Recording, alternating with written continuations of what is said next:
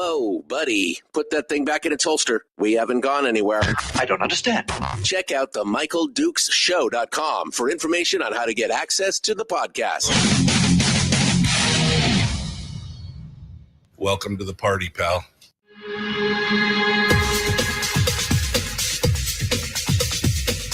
The Michael Dukes Show. The greed and the entitlement is astounding to me. What more could you want from a low-budget radio program? This is a dumpster fire. That was just BS.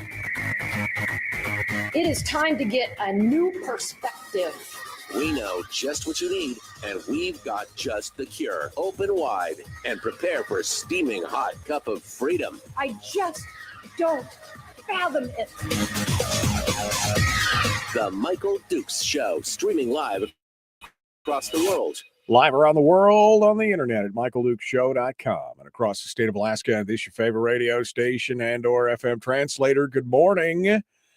It is Wednesday, hump day, middle of the week, downhill slide to Firearms Friday. Welcome back to the program, and thanks for coming in and joining us. It is the Wednesday edition of the show, and we are just about ready to go and get things ready to rock and roll. Our guest today is going to be Sarah Vance in hour one, representative, my brand new representative down here on the peninsula. And then in hour two, we're hoping to hear from State Senator Mike Shower. He's going to be traveling in. He may be a little late, but fingers crossed he's landing, and we'll get a chance to talk to him since he is the brand new Senate minority leader, I wish it was the majority leader, minority leader, and we'll get that. We'll get that those details from him hopefully today. And we've got some other headlines and stuff as well to talk about. So we got a lot of things to kind of cover today and see what's going on, get things ready. But this next session is going to be a doozy, man, a doozy. We've got the battling philosophies of the more government spending, bigger government programs against the more pro private sector, private economy happening. And so we're going to see how that's going to lay out. It's going to make for a very interesting session. And of course, with the tight minorities, it's going to be a very interesting situation where the governor is going to have a tremendous amount of power in those situations. And we'll see what happens. We'll see what happens here. We're gonna be watching it out. Meanwhile, I guess it's time to get things ready to rock and roll. Since I see Representative Vance here in the green room, ready to go. So let's bring her on board, and we'll get things started this morning to see what's happening. And here she is, Representative Sarah Vance, joining us this morning to discuss a little bit of everything, I guess, a little bit of everything that's going on. Good morning. How are you doing this morning? Good morning. I'm doing well. I'm up in Anchorage right morning. now. Can you hear me? Oh, you are up in Anchorage right now. I can hear you. Yeah, there's a little bit of a delay there. So we're the little pause there between the stuff, but that's good. What are you doing in Anchorage? Are you doing legislative work up there? Are you vacationing? What are you doing? I am doing legislative work. I came in on Monday for the Legislative Budget and Audit Committee, where several audits of different boards were released. And then ASME's All Hands on Deck conference is going on at the Captain Cook, where we're looking at the marketing aspect of Alaska seafood and what we can do to continue to promote fish and compete globally with our wild Alaskan salmon. All right. Well, that sounds like riveting stuff, and of course, important stuff, especially as you said in one of your last discussions with us, the Alaska the fishing industry and the whole fish thing is one of your high priorities coming into this year, and so it's good to see that you're down there doing some work on it, or doing excuse me, up there doing some work on it. So first and foremost, I guess I should say congratulations. I think the last time we talked, we still had no idea what was exactly going to happen. But it's official now. You are the reelected representative for District 6 down here, and I think people are very happy. Everybody that I've talked to has been very happy to see that. Tell me a little bit about the tail end of the race there in the final days and everything. How are you feeling about this and the overall situation there? Well, I'm grateful to everyone who voted for me and came out with more than 52% of the vote. So I think it shows that I am the chosen representative, and what I stand for and believe in and have continued to fight for over the past 6 years is definitely the will of our district. And I had a piece about winning, but the timing of having to wait so long after the election for the result is what was so frustrating.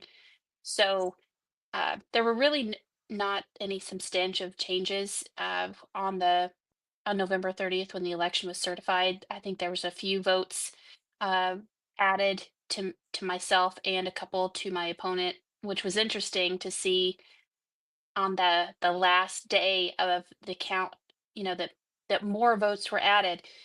So I have requested that the Division of Elections come before the Judiciary Committee and talk about what happened in the election.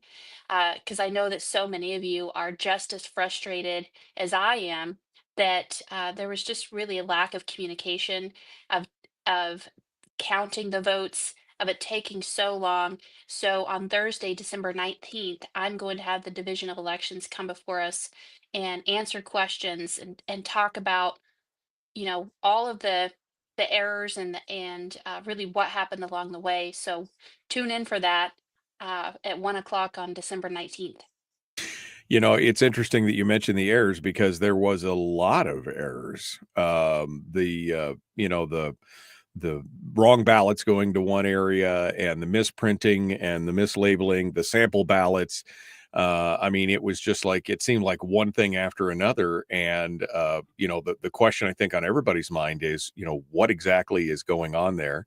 Hopefully you get some answers here at this hearing, but what is going on and why why is it all happening at once? Where is this a leadership problem? Is this a cultural problem or institutional problem? I mean, I think people had a lot of questions after you saw one thing after another keep popping up.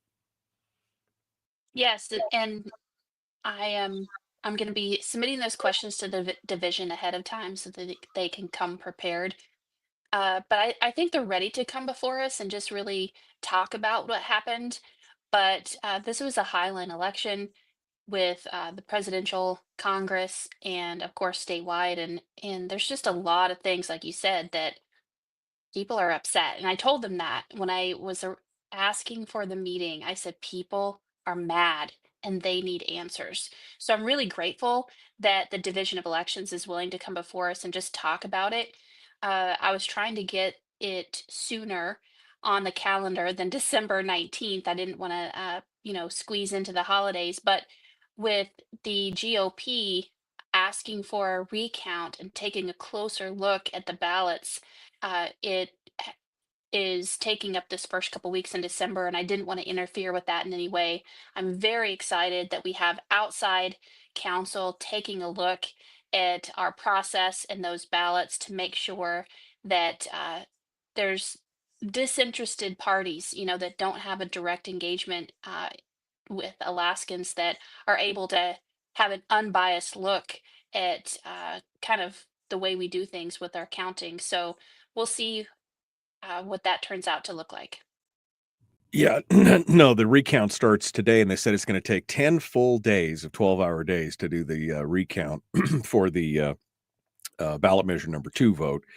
So the 14th, they won't even be done until the 14th on that.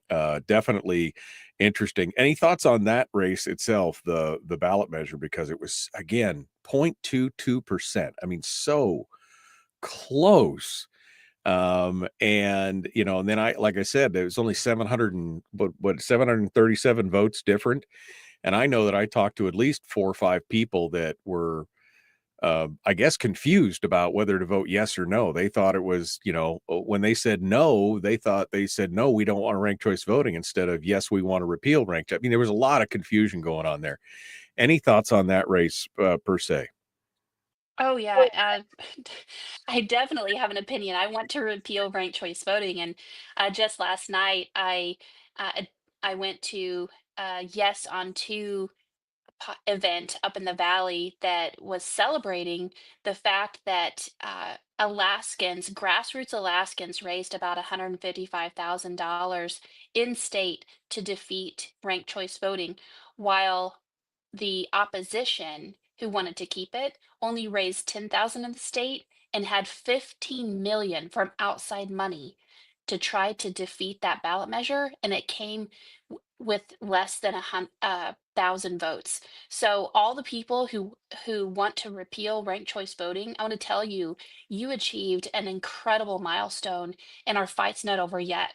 So I just want to put that out there to people that this was definitely a David and Goliath battle on this ballot measure. Uh, so we're going to continue to fight that. But as far as the count, uh, how many people truly believe that that was an honest election with the ballot measure for the second time coming in with such a close margin? I mean, in 2020, ballot measure passed by less than a 1% margin.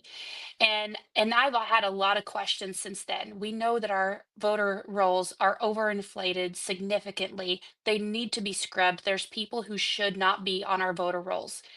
And everyone admits that, even ADN admits that. And so I had my bill that would clean that up, give the division direction to use governmental sources of data to verify whether or not people should remain on the rolls. We also have Senator Shower highlighted this year that there are about 1,300 non-citizens who are on our voter rolls because of the automatic voter registration who don't want to be. They're trying to legally achieve citizenship, and being on our voter rolls could compromise that, and they've asked to be removed. But because of our automatic voter registration, it inserted them onto our rolls without against their will.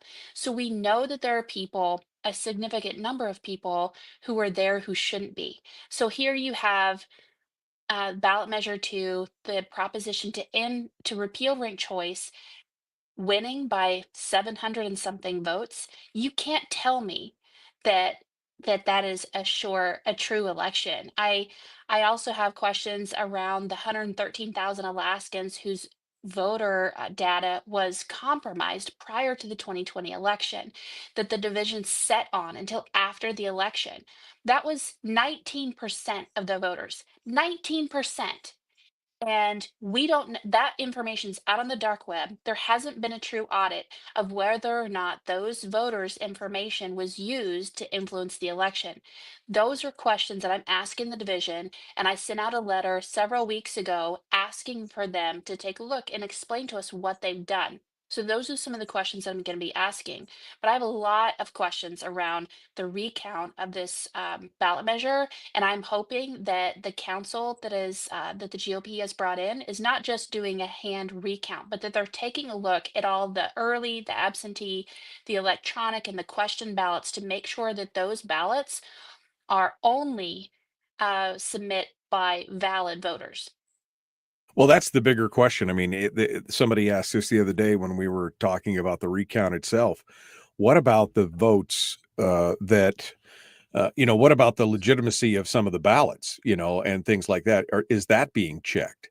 And I think that is the bigger question. It just sounds to me like this is just counting the ballots. It doesn't sound like they're looking at the envelopes or looking at whether or not the signatures are correct or this just sounds like that count, and that has got some people worried. Well, I think we'll know more in the coming days about the latitude that this council has with the GOP, and really what their next steps are. So I wait with bated breath just like you on more of the insight, but I do know that the people that they have there have been involved in other election recounts, and they know what they're doing. Sarah Vance is our guest, representative from District 6, newly reelected and ready to rock and roll. In fact, she's out there doing work right now. We're going to continue here in just a moment. Don't go anywhere. The Michael Duke Show continues. Common sense, liberty-based, free-thinking radio. We're going to talk about the upcoming session, the minority-majority situation, and what does she think is going to be the play of field, I guess, out there on the legislative floor as we get ready to go. Hour one continues with Sarah Vance right here, the Michael Duke Show. Common sense, liberty-based, free-thinking radio.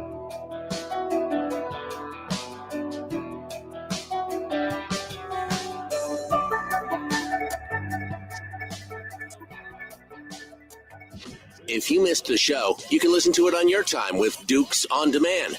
Oh, and it's free. Like America used to be. Streaming live every weekday morning on Facebook Live and MichaelDukesShow.com. Okay, we're in the break here real quick. Sarah Vance is our guest. Let me make sure. I got to make sure that the dog opened the door here. Hold on a second here.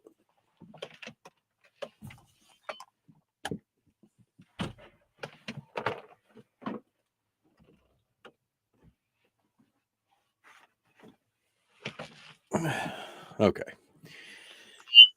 Whoops. All right. So Frank just said, I don't know why you thought it was so hard living in the interior at 29 degrees. Why'd you leave? Hey, it was a bubble. What was the bubble? That's weird. Oh, okay. Anyway, Sarah Vance, our guest here on the program. Uh-oh.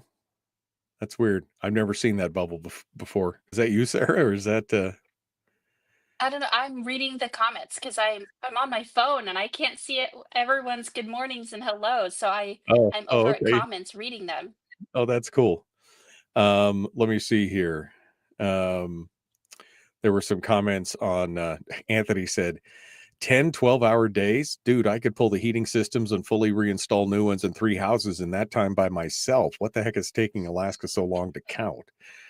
I mean, it is 300,000 ballots nearly. So Rick says, why do we need a bill? Isn't it the lieutenant governor's job to clean them up? And I guess that is a question. I mean, shouldn't the lieutenant governor have the ability? I mean, does it require legislative direction, or as a policy matter, couldn't the governor say we're going to change our voter roll queue from taking 8 years down to 6 years or 4 years or 2 years? Or couldn't it be a policy decision? Why does it have to come from the legislature? Well, the lieutenant governor does have the authority to scrub over voter rolls. That is her job with the Division of Elections. However, she is limited by law, and we want her to be. As the executive branch, they should be required to follow the law, and our statutes have limitations on how quickly they can remove someone from the voter rolls. However, they can place people in inactive status, meaning they kind of put them in a separate pile to take a closer look to see if they are indeed valid Alaskan voters. And that's when they send out the notification saying, hey, have you changed your address? Are you still living in Alaska? And they are then going through the verification process. But it was that was part of the entire purpose of my bill, is to shave off 2 years in that process. Because right now it's an 8-year timeline for the division to essentially cancel a person's uh, voter registration on the master register. But they can put them in inactive status. And I I don't think that people feel confident that they're doing their due diligence to remove those people to inactive status that puts them in line to be canceled. Well, I mean, it's like these 1,300 people that you said that were inadvertently added to the voter rolls from automatic voter registration. You would think that if somebody said, "Hey, I want to be off the phone," you think if you'd say, "I don't want to be on the voter rolls," you think they could be pulled off immediately. You wouldn't think there would even if it's a personal request with valid ID, you'd think they'd say, "Okay, we'll take you off the rolls." It shouldn't be that hard. I don't understand why it's become so difficult. That I'm not sure if it by request that they can remove them. I believe that they can. But it was a process for those individuals to find out, hey, this could really get us in trouble by being on the voter rolls. And that's it shouldn't be that. It is a responsibility of the individual to update their voter status. So keep that in Yeah. mind. I hope you've updated your voter status since you're my constituent now. Yeah, no, I haven't yet. It's on my list of things to do, but I came down after the election, so I know I have a little bit of time here before I get too crazy. It is on my to-do list, but that to-do list is about 5 miles long right now, so we'll get to it. All right, Sarah Vance is our guest. We're going to continue here, the Michael Duke Show, common sense, liberty-based, free thinking radio. Please like and share, like, subscribe, ring the bell, do all that stuff. Let's get to it. We're going back right now.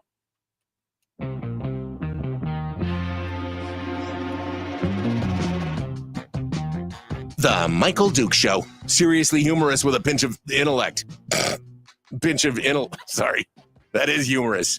Here's Michael Dukes. Yep, we're continuing now. Sarah Vance is our guest, representative from District 6. We've got an interesting session coming up. Sarah, we have talked in the past about how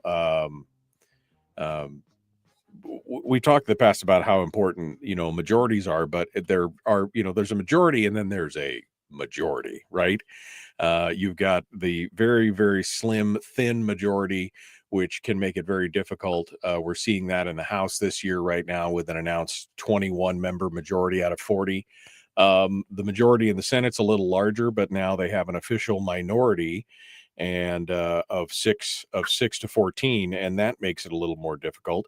But talk to me for a minute here about why it's important, if you have a majority, that it be a solid majority, and what it looks like this year with you and 19 other Republicans remaining in the minority. What is it?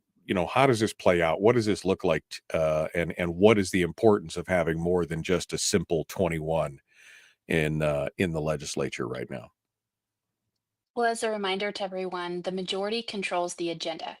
They control what bills become a priority, which ones are heard and moved, and will eventually be passed into law. And that's why you have this battle royale of who's going to be and hold those positions of power. Uh, Alaskans did elect a majority of Republicans in both bodies. I would like to begin the conversation by saying that. However, who they elected has empowered Democrats in both the House and the Senate, and that should not go unnoticed. There are 21 Republicans in the House. We have enough to make a true Republican majority. However, there are two members who chose prior to the day of election. They had made an announcement right after the election that they are forming a House coalition with the Democrats. So they chose to empower them based upon defined benefits and education funding. It's all about that. If you missed that memo, this is what the whole conversation is going to be. But is it really So, a coalition? I mean, there's only how many? There's only what, two Republic? I mean, how many? Is it really a coalition? If you've got if you've got a majority that is predominantly, and I mean predominantly Democrats. I mean, some of them will call themselves independents, but they're all former Democrats. If you've only got a correct. couple of Republicans in a majority, is it really a coalition? They like to call themselves that because they have independents, i.e., Democrats. And I say that not to disrespect them and their freedom to choose how they run. However, we know that the Democrat Party fully endorses them and pays for their campaigns. So let's call a spade a spade. Um, and I'd like to highlight that the other Republicans also were well funded by Democrats. So if the shoe fits, uh, I I'm going to work with these members. There's members that are heavy in the fisheries and coastal members. Again, I'm going to work on those issues. But the fact is that they have chosen to be in power and exclude the conservatives very, very intentionally. So they are the House Democrats and are given a strong mandate by the Democrat Party. And if you doubt that, just go to the Alaska Democrat social media pages because they're singing from the rooftops about their victories right now. So they're not hiding it, and neither should we. So what that means for us is that we have 19 solid Republicans, and with 21 in Democrats in the Democrat majority, it means that when they're on the floor, they can't even take a potty break without the fear of losing control, Right. because just takes one person to shift their control on the floor and whether or not a bill will pass or fail. So we're going to keep them on their toes and make sure that that Alaskans are going to notice the policy that they're trying to move and what they're doing, and prove why they want a lot Republicans in control. Well, and that's one thing I wanted to touch on. It was this 21 makes it so dicey because if one legislator in the majority decides on an issue now, and I haven't heard if this is a binding caucus or not, but I'm assuming it is in some Come way. on, I mean, yeah, I mean it kind of, come on, but Michael. if you do get one legislator in there in the House on the majority side who decides to drag their feet on an issue or to make it, they've got an issue that they definitely don't want to stand. I mean, it makes it very, very difficult for them to really have a mandate and be able to move some of those things in the majority. It does. It means that anyone can be a diva. And Yeah. that's what they're going to have to figure out. I'm hearing that some people are unhappy over there because they are a binding caucus. And when I say binding caucus, I mean the old fashioned you better stay in line binding caucus. And I say that based on experience. My first term, Bryce Edgman was the speaker and Chuck Kopp was the rules chairman. Now, this year, Chuck Kopp is the majority leader, Louise Stutes is the rules chairman, and Bryce Edgman is the speaker. And they work with the Democrats because they know they can control them. They will have a binding caucus and they will vote in unison as they're told. And I've seen this time and time again. Last year in the minority, the Democrats who were the minority were still voting lockstep. I got to admit, I do admire their discipline. However, I heard one of their members on the floor ask leadership, "Can't I just vote my conscience?" This wasn't even on a significant budget bill, and that's what that Democrat caucus is looking at, is that they aren't going to have the latitude to vote their conscience. Now, right now, in the early process of this, they're going to tell them that they can, that the only binding agreement that they have would be to vote for the budget and on procedural votes on the floor. However, what I've seen with the Democrats over and over again is that they do not allow their members the latitude because they to vote how they want, because on most issues, because they need those bills to pass and cannot rely on the Republicans. They do not want to have to rely on us because the whole purpose in a majority is to be able to rely on your own members, right? So I think we have some new legislators who are going to have their eyes opened to the reality of what they've just signed up for, and it will make for a very, very interesting year. Yeah, no, and this, of course, leaves a lot of sway coming towards the end of the year with the governor, because Alaska is unique. We have a very high threshold for veto override, and we have a very strong executive in this state, and the governor has the ability to do a lot of things to the budget after the fact in terms of vetoes, and if the Republican minority stands together in this, a 19-member Republican minority, um, it's pretty much veto proof, right? I mean, at that point, I mean, it doesn't matter what the majority does. If they get it across the finish line, it could be a situation where the governor just basically says no, no, and no on that point. I know, isn't it exciting? It's I am so excited about our Republican team. I really am. We have some great members. We have some brilliant minds, people who are energetic, hardworking, ready to roll up their sleeves and get to work. It's so unfortunate that we don't have the majority because we have a very dynamic team of Republicans. And now with the true Republican minority in the Senate, we're going to be fierce. We have some rock star people, and I know that you've been interviewing and meeting a lot of the newly elected members and the incumbents who fought the good fight and remained. But I just want people to not lose hope right now about the outlook, but to wake up and really support our Republicans and start working on the battle to take back our legislature in 2 years, because we need to flip some more seats to gain that control back because our economy, our way of life is hinging on it.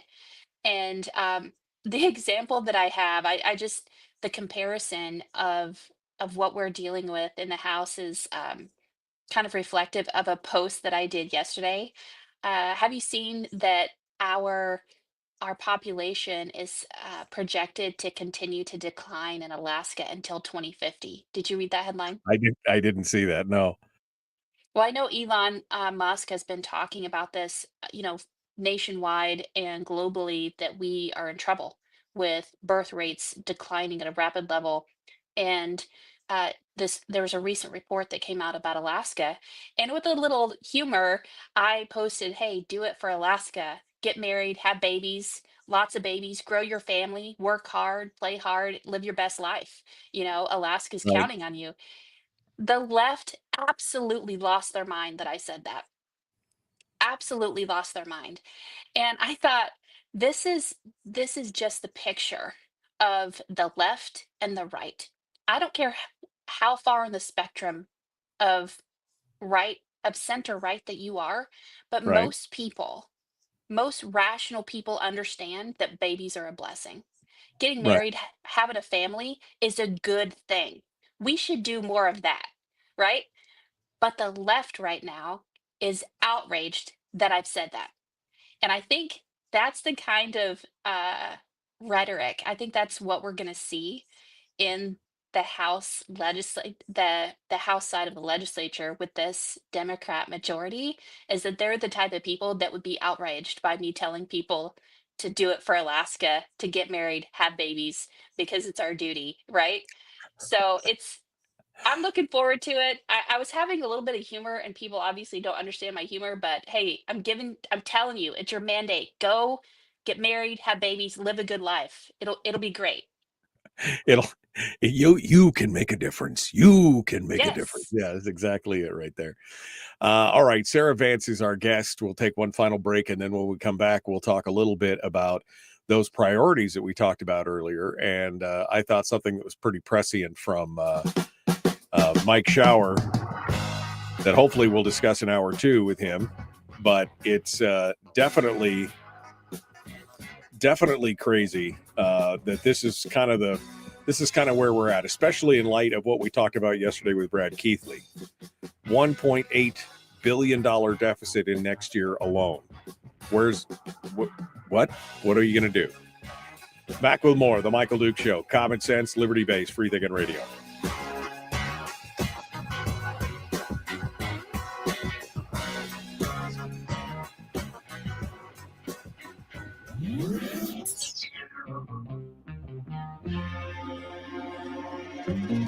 Listened to by more staffers in Juneau than any other show because their bosses told them to. And after what they just heard, oh man, they're going to be pissed. You're a bad, bad man. The Michael Duke Show.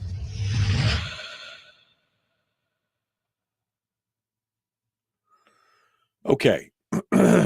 We are in the break right now. Sarah's looking through all the comments there to see what's going on. I love you guys. I like to respond and answer the questions. Oh, I know. Let's see. I mean, how dare Sarah Vance be in favor of the survival of the human species? Canceled. Yeah, that's it. Yeah.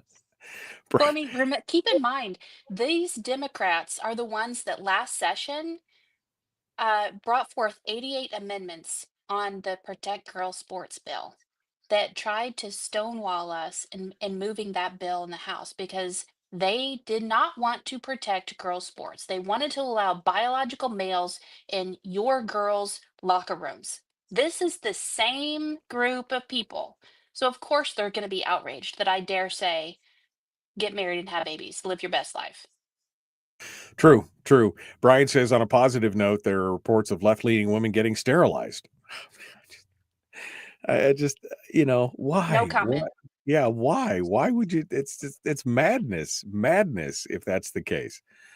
Um, let's see here. What else is some of the other things? Um, Ron says he's not sure about the night, or he says I'm not sure about the 19 sure Republicans. I still have concerns with a couple of them. I mean, how solid is the minority? I mean, I guess that is a question. I mean, they need 17, right, to override the governor's veto. And so what are they need 17? I'm sorry, 17 have to hold strong. So they need 23 to override the veto. Is that right, Sarah? Am I remembering that right? Uh, 23, 24? well, it's It's a in super both bodies. right, but on the Yeah, House side, you have to have it's 24, right? You have to have 24. I believe so. Yeah. So I don't think they have the number. Yeah, 17 is the break even where I mean that's where you can hold the line if you have 17 to not do it. So I think it's 24 that have to override the veto. So I mean 19, not sure about 19. Even if it is only 17, but it seems like everybody came to seems like everybody came to the same conclusion that we need to stick together in the Republican minority. Well, I I tell you, the way that we keep the 19 is by encouraging your Republican members stand strong. We're behind you. You stand strong. Yeah, I agree. And of course we had some other things in the Senate. Jeannie mentioned this earlier. I saved this comment from earlier. She said, "Say yes, Jesse Bjorkman promised he would not vote with the Democrats." I mean, Kelly Merrick and both Jesse Bjorkman and Kelly Merrick in the Senate both said that if there was an equal number, they would stick with the Republicans, and yet they didn't. And so again, if you had the opportunity to have a Republican led majority, why wouldn't you do it? And it all comes down to what we're going to talk about next, which is their priorities and what they want to get done. And this is all about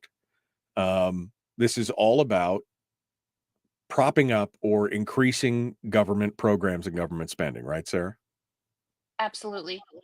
The defined benefits bill, uh, they're saying it's different, but we know that last year the Senate Finance Committee had a hard time putting forward the true numbers that would determine how much it's going to cost. We still owe, I around 8 billion, and I don't know if that's the exact number right now on the prior defined benefits package. And only 15 states in the nation continue with some form of defined benefits. And the reason that they moved away from it is that most states were going bankrupt. It costs so much money. And they're saying, no, no, this defined benefits package is a hybrid. This is why we're not getting workers, things like that. But we have a nationwide shortage of people who are in a lot of these fields. It's not that we're alone in this. Uh, but how much is it going to cost us? Because, like you said, we have an incredible deficit this year. The other issue is increasing the BSA inside the formula, meaning we are on the hook for that increase forever. And same with the defined benefits. Once you pass that retirement package, you won't be able to reel it back in this, Right. easily. It will be It's there. Yeah, it's a contract essentially is what the Constitution treats it as it's a locked in stone forever. That's significant. This isn't just a whoops, well, we'll fix it in the next go round. And, you know, I want to make sure that whatever promise we make our employees, that we are able to fulfill that. without bankrupting the state, right? I mean, that's Correct. that's the whole point there. Donna does point out that it takes a total of 45 votes in a joint session to override. So it's not just a balance, but yeah, you're right. Thank you, Donna, for straightening us out on that. All right, here we go. The Michael Duke Show, common sense, liberty-based, free thinking radio. Like, share, subscribe, ring the bell, do all that stuff. Let's get to it. Here we go.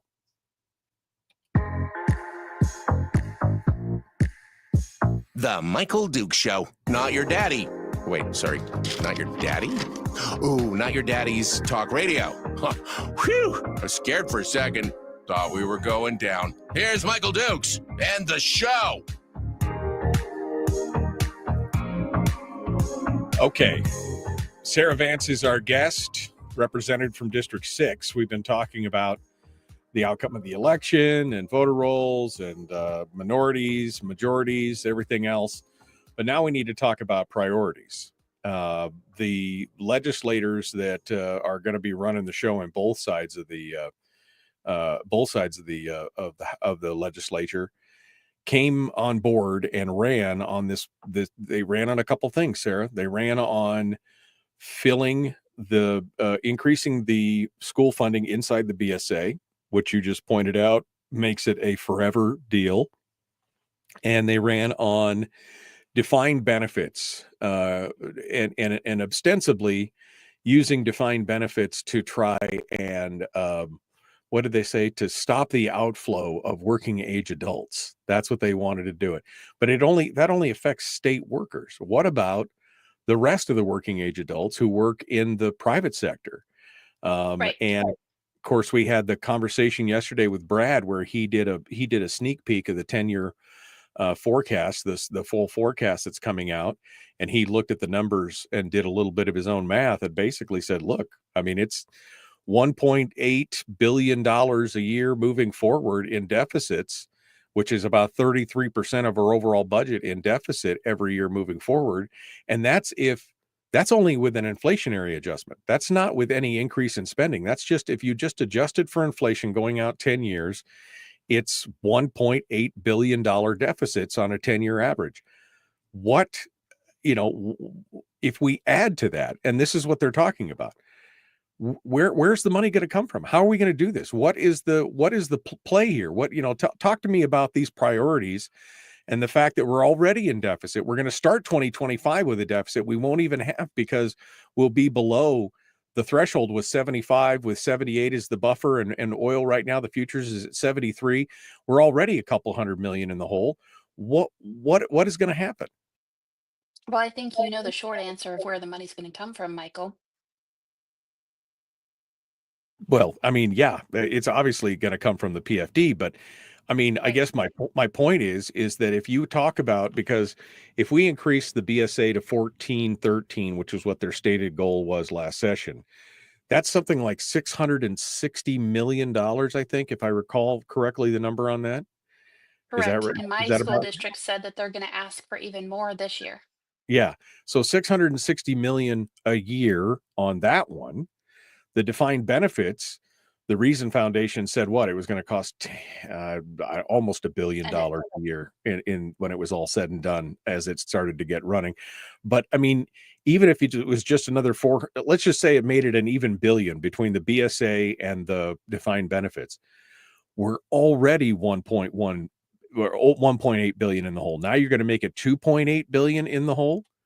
And Right. there's only so much permanent fund money out there. I mean, the remainder, the other 50% of the permanent fund is what, $2.6 billion or something for 50% of the POMV draw. I mean, when you've consumed all of that, what do you do? And what do you do the year after that? Right?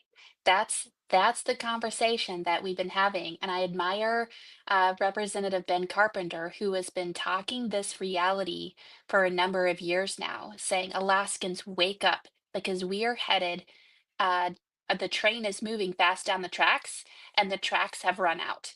And here we are. And the Democrats have made lofty promises.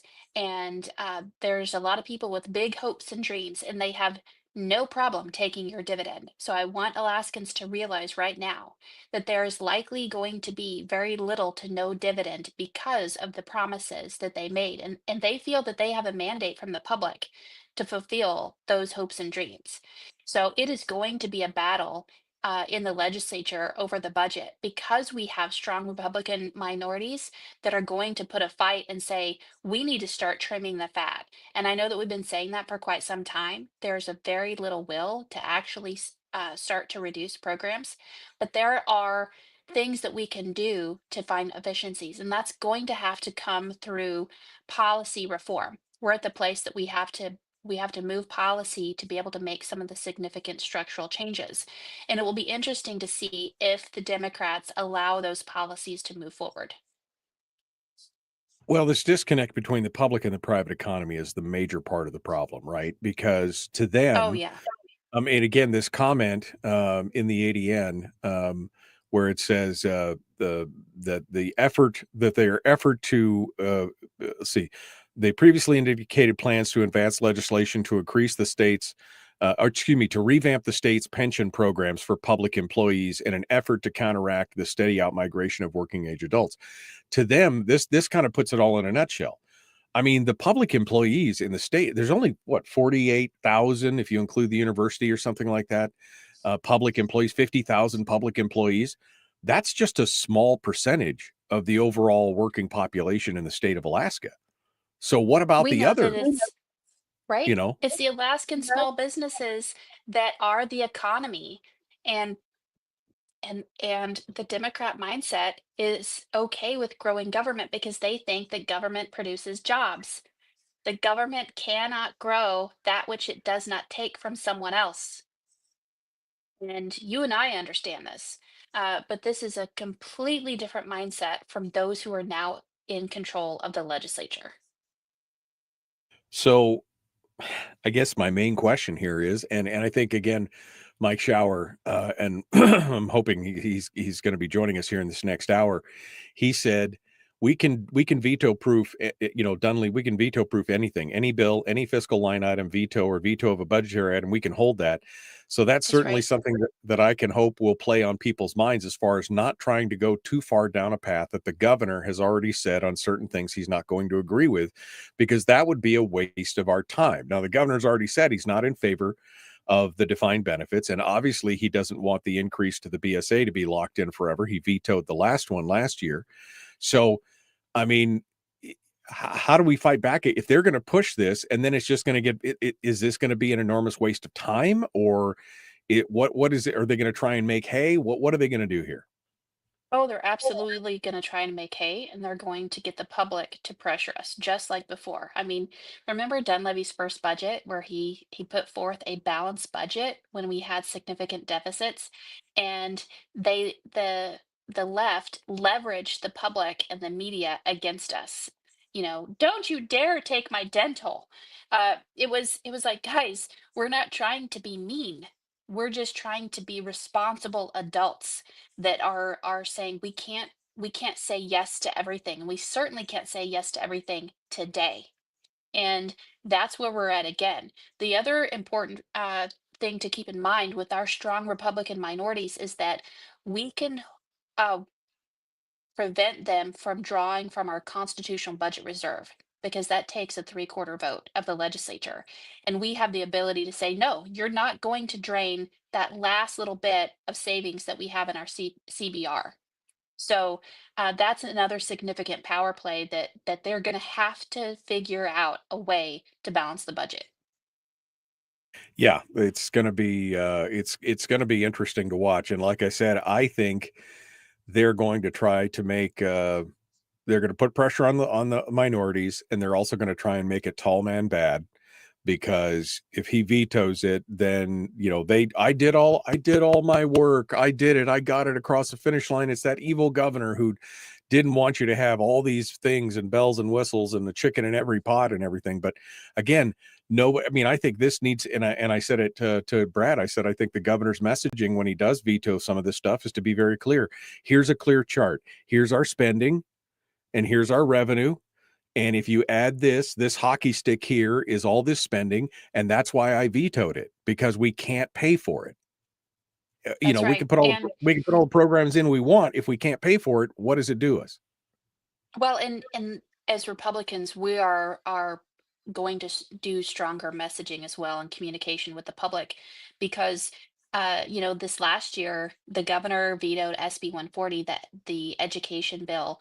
But what most people don't realize is that the House Republicans also gave the largest one-time increase to education in state history, and the Democrats did not vote for that bill. Do people know that they did not vote for that education funding? But what did we hear in the campaigns all year is that the Republicans were in the tall man bad because they uh, they did not override his veto of that education funding. They completely ignored the fact that we fully funded the BSA and threw stupid money, like a crazy increase to education, and we got zero credit for it. So they're Right. going to play those games again, and we have to hold strong. We have to make sure that Alaskans know what's at stake.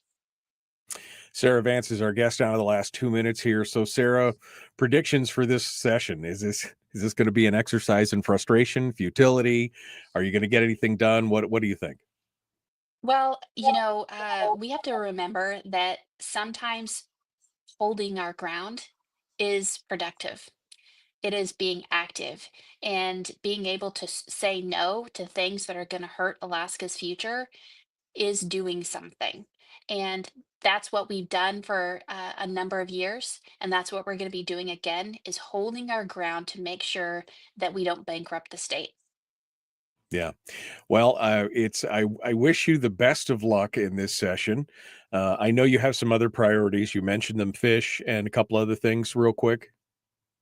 I'm going to be working on, the issues that my constituents bring forward. I'm not talking about some of them yet. It's bills that I want to try to develop, but defending the vulnerable and working on human trafficking is still very close to my heart. Right. And of course, election reform still is still out there. Absolutely. And more election reform, fisheries, and more. So, all right. Well, we'll see how it goes. Sarah, thank you so much for coming on board. We appreciate you being part of it today. Thanks for coming in, and good luck in the upcoming weeks. Have a great day.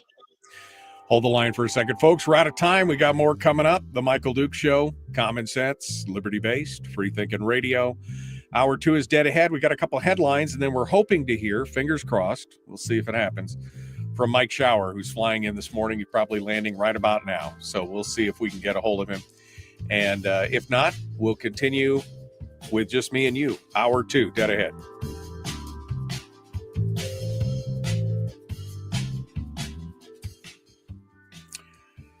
Okay, Sarah, final thoughts here as we get ready to let you go for the remainder of your big day today. I don't envy you in this kind of situation with this, with this close of majorities and the stated what they want to get out there. It's like holding back the tide, in some ways, I think. It is, but I'm experienced in this area. I was in the minority for 4 years and, really was able to represent my district and the people of Alaska, and I'm going to continue to do that. So, you know, um, sometimes it feels like a step back, but we have to keep in mind that when an arrow is about to be shot out to a target, it's drawn back. And I feel like that's what's happening right now for Alaska is that we need to take a step back to refocus our target and really see what it looks like to to not have our Republican control like what we thought.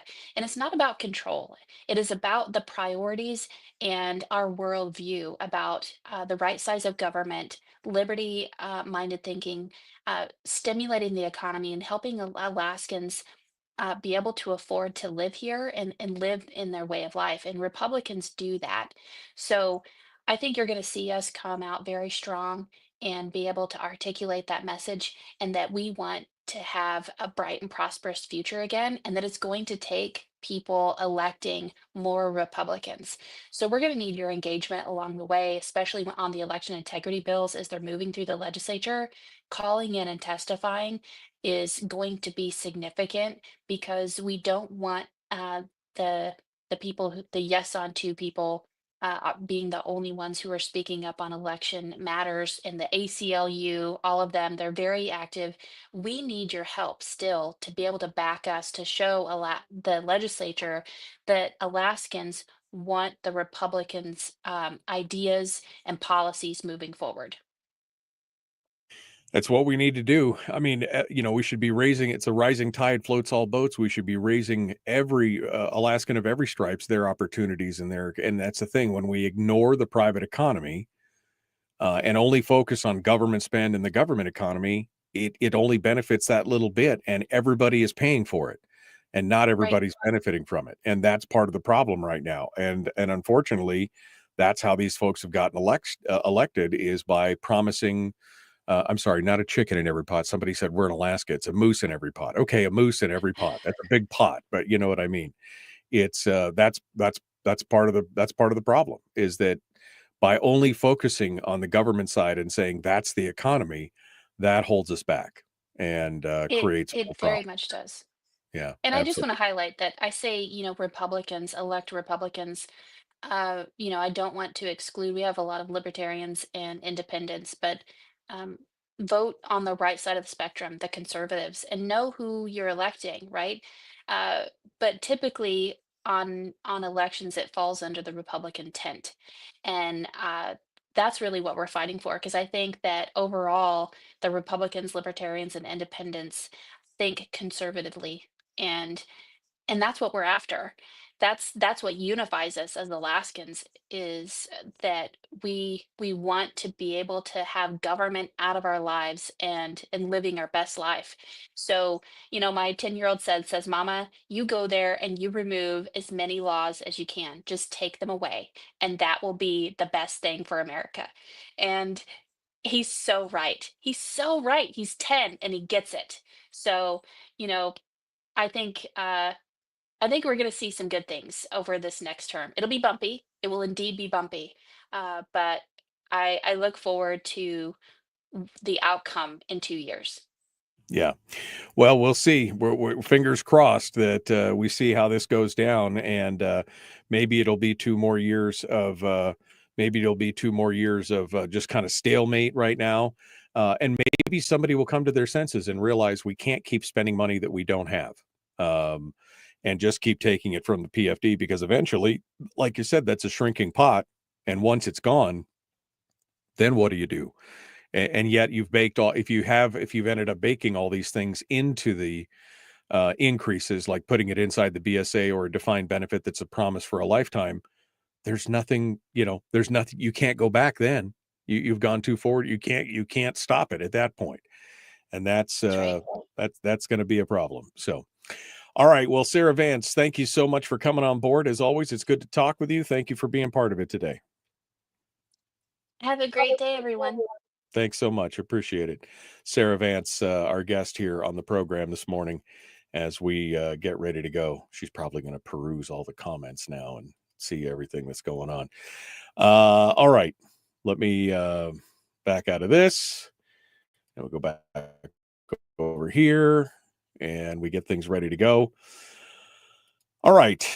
Let me see what kind of comments what are the kinds of things you guys have been talking about. Randy says, Sarah, since Michael is now a peninsulan, will he need to lean more towards supporting royalty reform to support Greater Cook Inlet natural gas rather than LNG imports? No, I don't know why I would. I was still feeling it when I was in the Matsu. It's the same thing. Nothing there has changed. Nothing there has changed at all.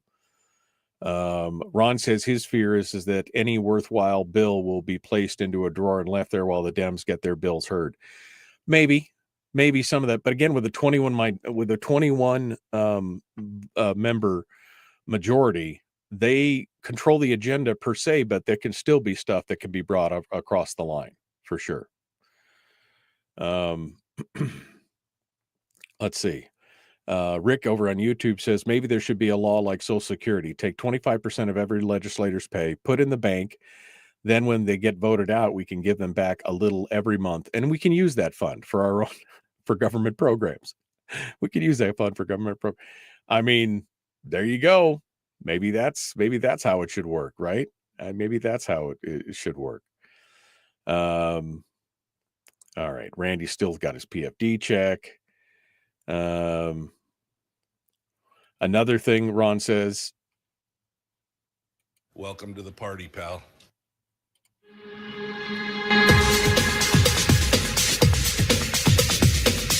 The Michael Dukes Show. The greed and the entitlement is astounding to me.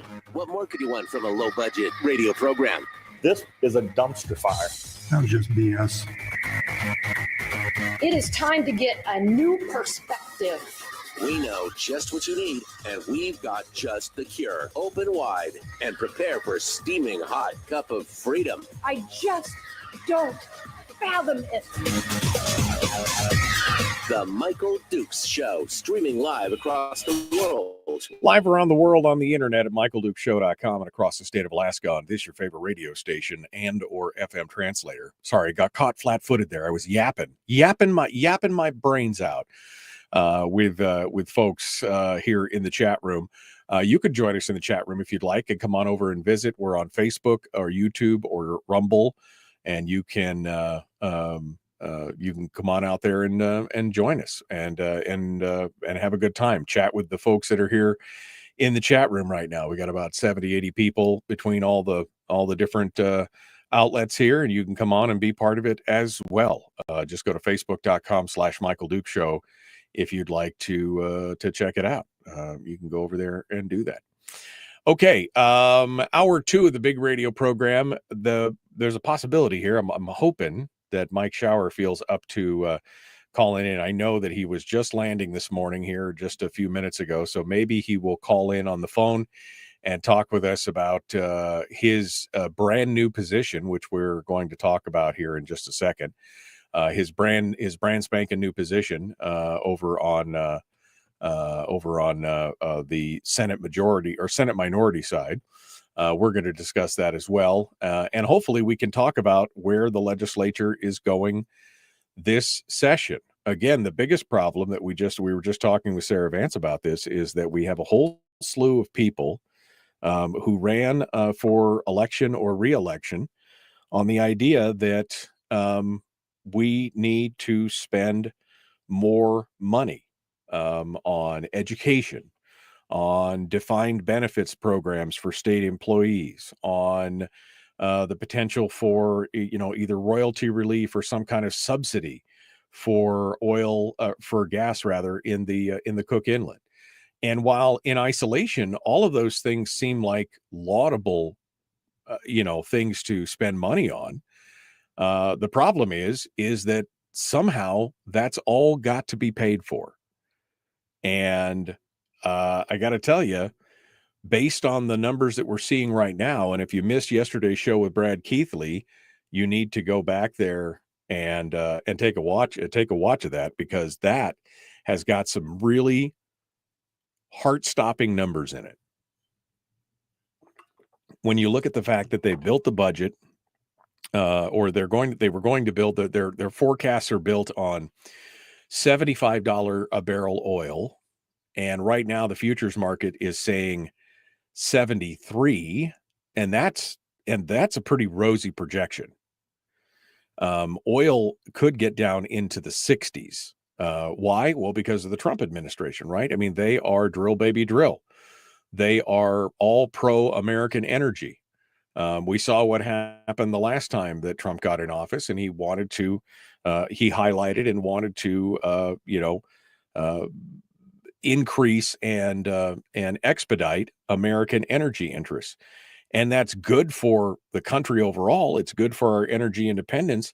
But at the same time, that's not great for Alaska, because again, our whole economy, our whole government economy, our whole government revenue stream a huge chunk of that is based on oil revenues. And so when oil revenues tank down, well, guess what? We have less money to spend. And unfortunately, we've got a whole lot of people in the legislature who want to do nothing more than increase that government spending without asking the question of who pays? Where does the money come from? Like I said, even the full, if you took the 50% of the POMV draw, remember, because it's supposed to be right 50% for government, 50% for the PFD, right? That was Hammond's vision originally. But if you take that 50% that was supposed to be for the PFD, which we haven't been getting all 50%, obviously, it was 75-25 this last year. But if we took that 50%, I mean, it's only a couple $1 billion, right? It's only a couple $1 billion overall. And yet, if we're going to start out in this next year with a $1.8 billion deficit, and the 50% for the dividend should be 2.3 or 2.4, whatever it is, whatever the number is. If just by keeping things flat and even and just adjusting for inflation and the automatic escalators, you're at almost $2 billion in deficit, how much more can you really add? And that's just in year one. That's just in year one. If they are able to increase the BSA, if they're able to increase education funding out, inside the formula, inside the funding formula, we're locked into that forever. For forever. Right?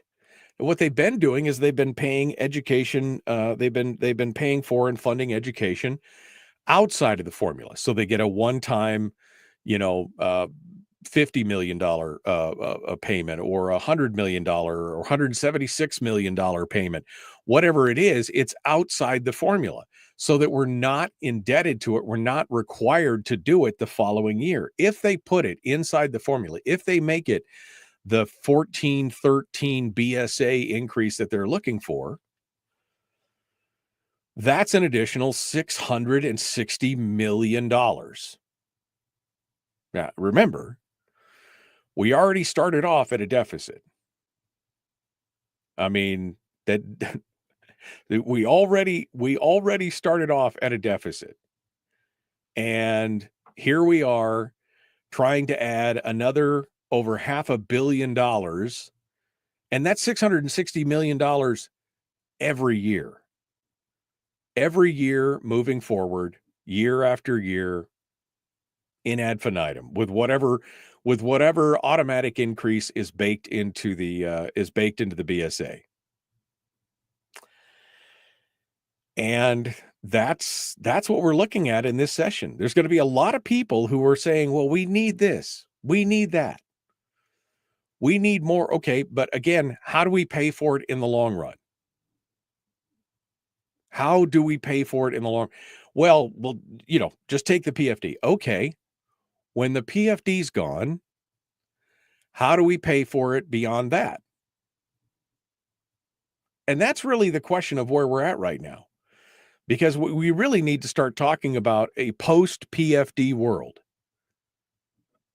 Because that's kind of where we're at right now. There won't be much left. I think it was Harold yesterday in the chat room who said, look forward to a $200 PFD.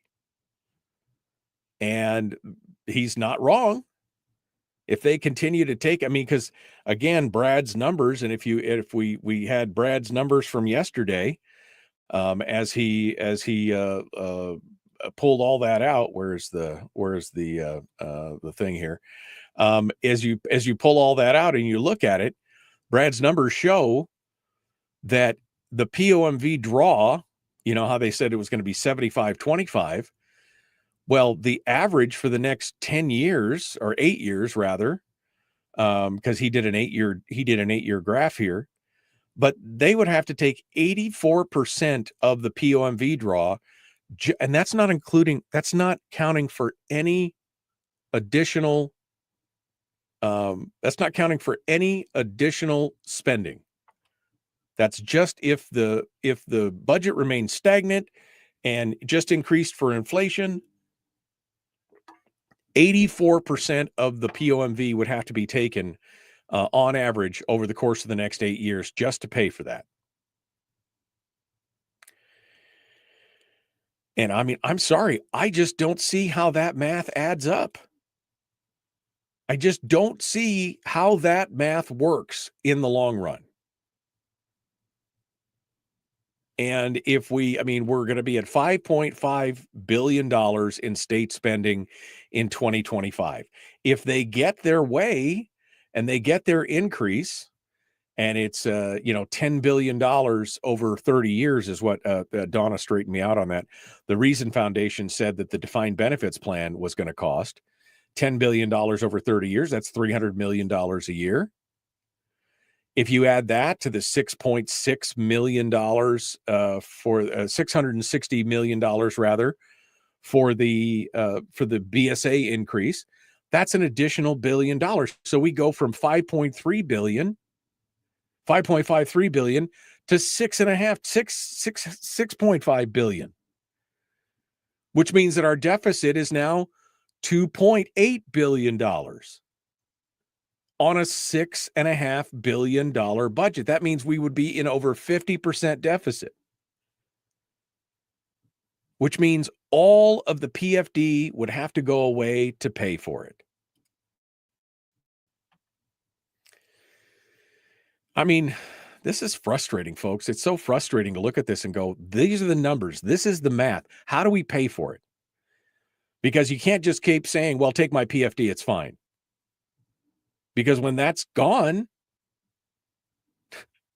then what happens? Then it'll either be a broad-based tax on Alaskans, or they'll find some way to combine the corpus and the earnings reserve of the PFD account, and they'll start overdrawing the permanent fund. And once they get their hands on the corpus, and I've said this for 20 years, once they get their hands on the corpus of the fund, the ball game's over. They will start drawing down on the permanent fund, and they'll just spend it until it's gone.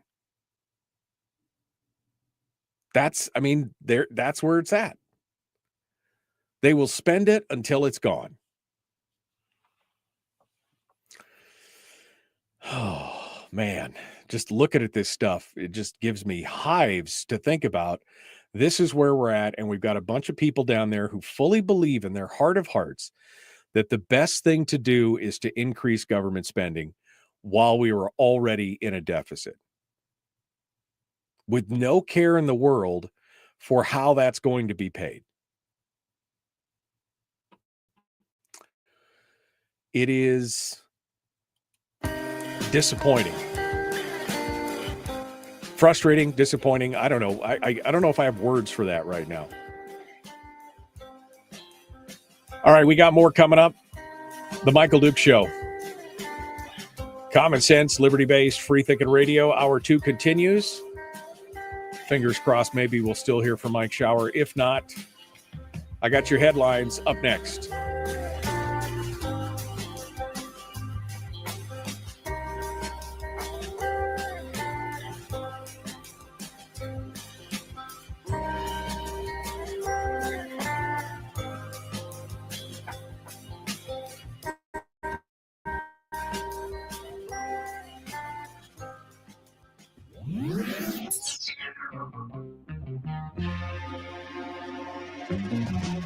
Running on 100% pure beard power. Oh, also some coffee.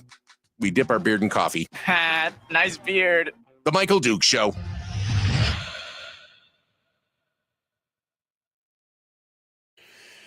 Okay, here we are doing our thing, getting stuff done.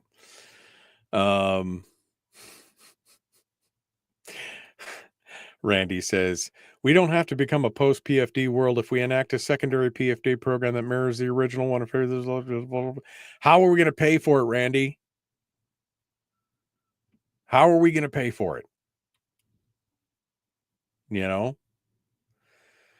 And Naresh basically just said what I was saying. He says there's a big pot of money called the permanent fund. That's the long run target money problem solution. Yep. That's it right there. Bill says, so give the oil companies all the royalty in lieu of them developing the LNG pipeline. Screw the state. Get our PFD from the savings in fuel costs. But I don't even know if it would be economical for them, even if they didn't pay royalties on that. I don't know as it would be economical for them to do that, Bill. That's part of the problem.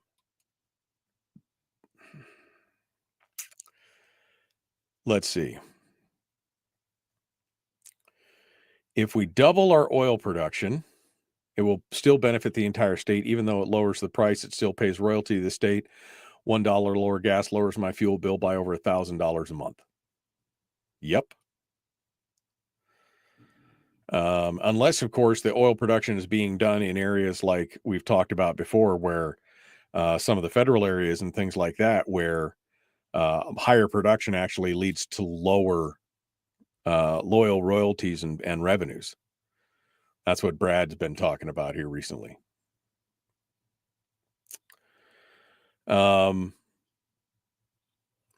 Let's spend the money on Point Mac, says Terry, and the rail extension. So we're not at the mercy. We're not at the mercy of the Anchorage Liberal Assembly. Yeah, I mean, that's a problem. I mean, the Anchorage Assembly has now decided to increase all those costs at the port, the tariffs at the port, whatever you want to call them. 800% increase. Oof. It's gonna get bad.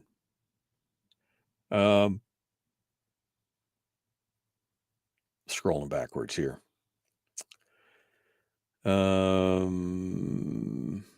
PFD, said Chris, our PFD will pay for defined benefits.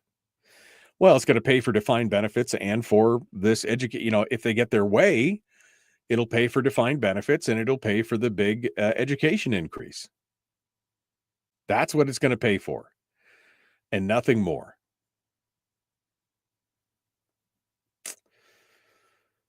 Yeah, it's a problem. When NEA sends their 10 to 15-year-old advocates into your office, are you going to be able to tell them no? It's hard to say no to kids, and the NEA is as good as there is at using manipulation to get what they want. I mean, we saw that this last session, right? I mean, the Capitol flooded with kids in red shirts with signs, waving them in legislators' faces, standing in their offices, demanding more. Those poor kids. They have no idea what's going on. I mean, the manipulation, you're right about the word manipulation. I mean, I doubt 1 in 100 actually understands the issue of what's actually going on there. They're being used by the powers that be to do their thing there. It's crazy. All right. Good morning. Naresh also said, by the way, the ranked choice voting audit started yesterday. Oh, no, it's just a recount, essentially showing how the machine sorted out the ballots fed into it. Bunch of attorneys from the Dillon Group, sponsored by the GOP, a waste of time, energy, and money. Yeah, because it's just a recount. It is not an audit. It's just a recount. That's part of the problem there. So it's we'll see what happens. All right, we're going to jump back into it. Here we go. The Michael Duke Show, common sense, liberty-based, free-thinking radio. Like, share, subscribe, ring the bell, do all the stuff that we need to do. Let's get back to it. Here we go.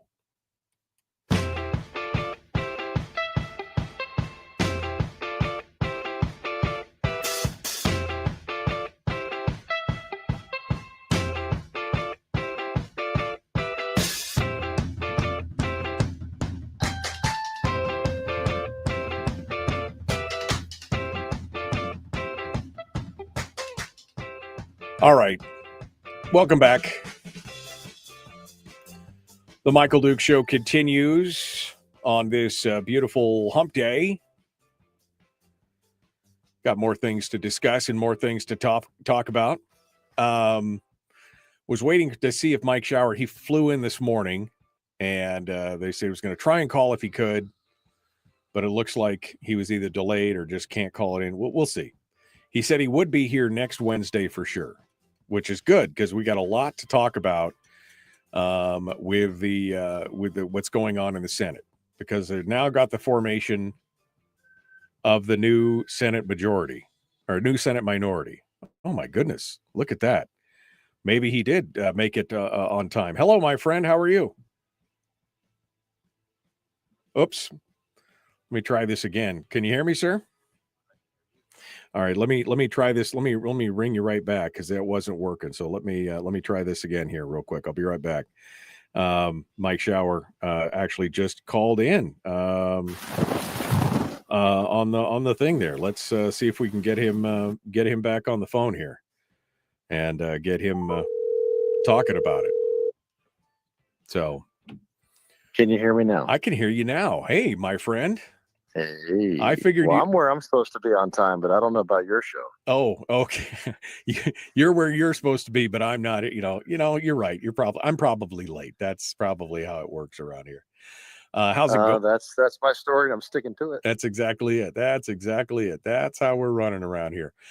Senator Mike Shower joining us right now, and it's good to have you on, my friend. I was just about to get into this new announcement of formation of the brand new Senate minority, and I'm kind of excited about this. Mike Shower is the new Senate minority leader, and you guys have come together with an actual minority, 6 people. Tell me about what's going on here. Yeah, so I mean, first things first. I mean, we're obviously excited in the sense that this time we cannot be shut down by the bipartisan coalition because there's a minimum requirement in the uniform rules that if you have 5, then you have status. There's nothing they can do about it. So as much as there might be 1 or 2 that still want to keep us quiet, they can't. They have to give us that 5 plus all of the privileges and rights of being a recognized minority in this case. So there's 6 of us, which is cool. And you saw the names. It's still Myers, Hughes, myself. Then we added Yunt and Kronk and Kaufman. So we doubled in size overnight, which would be awesome. It'd be great if we double the next session, right? Again, be back to where we should be. Yeah. And we have, I did not, just to be clear, I wasn't politicking for this position. I was happy to take whatever role made the most sense, and serving was no problem. But at the end of the day, when the votes were taken and they did their thing, the decision was that they were going to put me out front as a minority leader. I'm like, we're here to serve, and that's what I will do. So we have myself as minority leader. We have Rob Myers as the minority whip, and the other positions will make up. But because there's 6, we'll have 2 on finance, 2 on resources. Every committee will have at least a voice, at least 1 person. We'll have press resources, et cetera, et cetera. So whole different ballpark, Michael, than it was obviously the last 2 years where they shut us up. Whole different game. Yeah, no, I mean it's tough because you guys were still effective being the minority, the mini minority that you were. But now you're going to have resources and abilities that you did not have. I mean, that's the good news. It's still tough because you're in a minority, but the good news is you have some sway in what's going on. That's correct. And the other thing too, I mean, to be clear, first of all, 6 gives us some ability in certain things, like maybe for financial, let's say, for example, draw on the CBR if they have to do that, right? I mean, we have some leverage here because that's not something we have to give if we're getting, kind of screwed over or hosed or shut down. You have the House, which at this point is 19, and they're a razor's edge. I mean, a 21 person majority is a terrible place to be for Bryce Edgman leading that, because 1 person can hold you hostage at any time. Not a great situation. And the 19, from what I can tell so far talking to them, are staying strong. And when you think about it, my friend, if you have 6 of us in one body, you got 19 in the other, and then you have a Republican governor that's sticking around, that has not been afraid to use the red pen, while the natural answer shouldn't, we're not going to go off and go, we're just going to sit here and do nothing and Mike's going to veto it all. We're going to hold his vetoes. That's not the starting off point. It'd be trying to find areas like on election reform and other things that we can agree on and see what we can do. But ultimately, you and I both know that if it comes to the point that they start, especially in the Senate, in the House both, right? And you got some lefties in there that are pretty far left, and they start pushing some of this stuff through. We're going to have the ability at the end of the day, Michael, to block it, and that's important too, because while we may not get a lot done on the more Republican, conservative, et cetera, agenda, what may be just as important, as you and I have discussed on the program many times, is sometimes you got to play defense to play offense, and we'll be able to look at things strategically and go, what, that's not working for us. We're not going to agree to that, and we'll stop it that way. So there's a lot of things to be done procedurally and within the uniform rules, as you know, but maybe not all your audience does, that when they look at it and go, well, the House and the Senate are controlled by Democrats, 100%, absolutely true.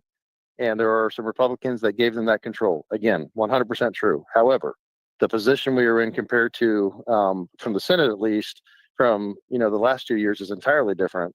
And while the House may be under Democrat control, it is barely under Democrat control. Right. And so I'm here to tell you, brother, there are some people that are Republicans that are not necessarily real comfortable with how things have played out and which side of the fence they're on right now. So it's going to be interesting to watch, especially think of the Senate. The Republicans in the Senate coalition are outnumbered by Democrats 2-1.